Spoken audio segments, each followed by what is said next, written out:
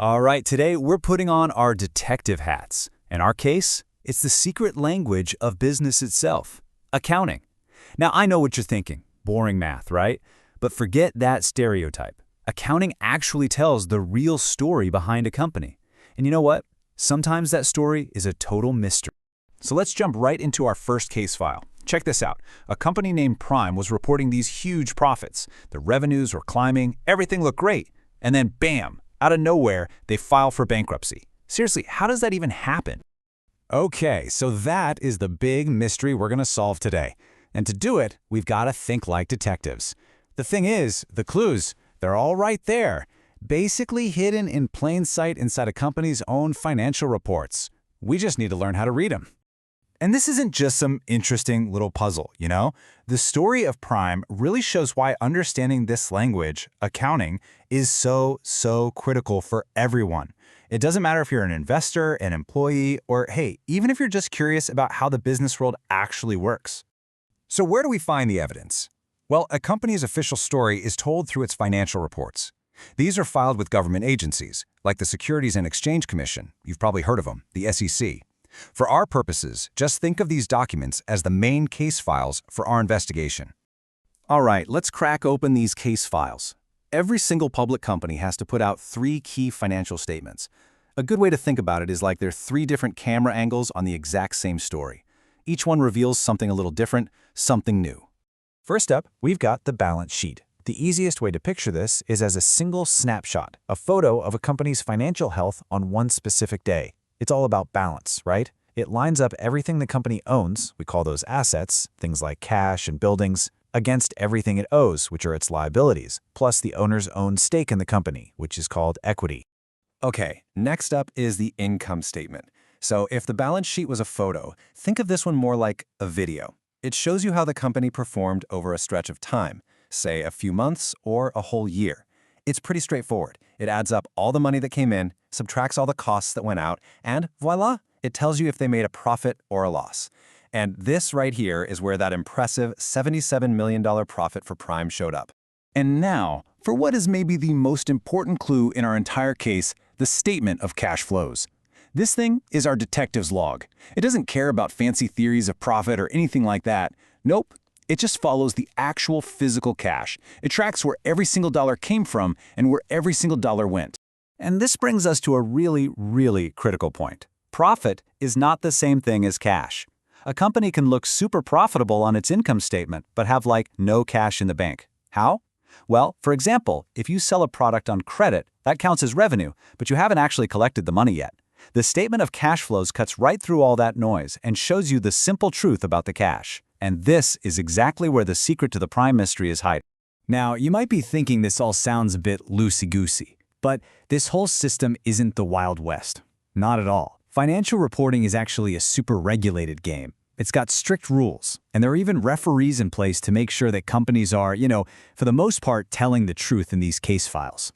So here in the US, the official rulebook is called GAAP. That stands for Generally Accepted Accounting Principles. Most of the rest of the world, they use a similar system called IFRS.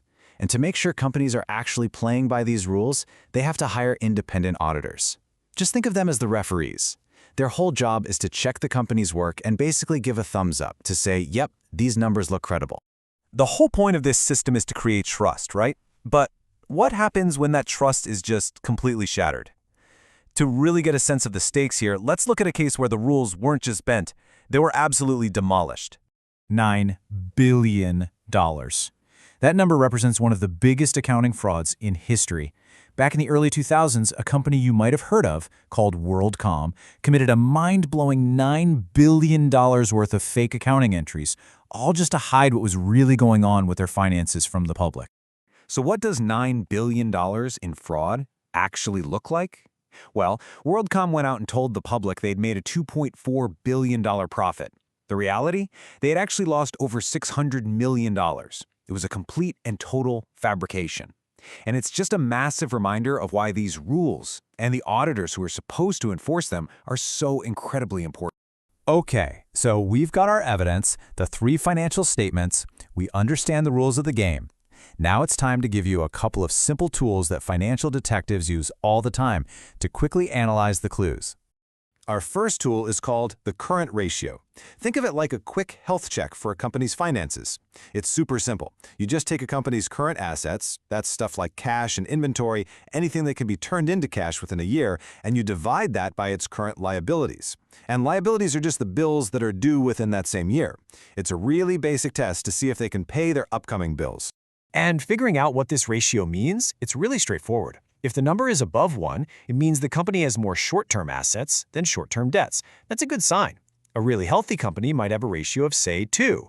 But if that ratio is below 1, that can be a major red flag.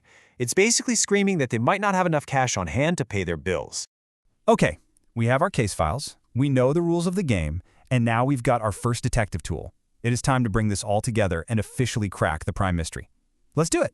So the answer, just as we suspected, was hiding in that detective's log, the statement of cash flows. See, while Prime's income statement was proudly showing off a $77 million profit, the statement of cash flows told the real story. The company was just burning through cash. They were spending way more on stuff like new buildings and paying off debt than they were actually collecting from their customers. So yeah, they were profitable on paper, but in reality, they were totally cash poor. And that's the thing. A real financial investigation always means you have to look at the whole story. A single number, like profit, is never, ever enough. So this checklist right here, this is your key takeaway. First, look at all 3 case files, not just one. Second, always remember that profit on paper is not the same as cash in the bank. Third, use simple tools like that current ratio to quickly spot warning signs. And finally, remember that the rules and ethics behind all this, that's the foundation for any numbers you can actually trust. So there you have it. You now have the fundamental toolkit of a financial detective. You can officially look beyond the headlines and start to understand the real story that the numbers are telling. And this works for anything, whether you're thinking about analyzing a huge tech giant you want to invest in, or you just want to understand the health of your local coffee shop. You now know the basics of how to read the secret language of business. The only question left is, what stories will you uncover?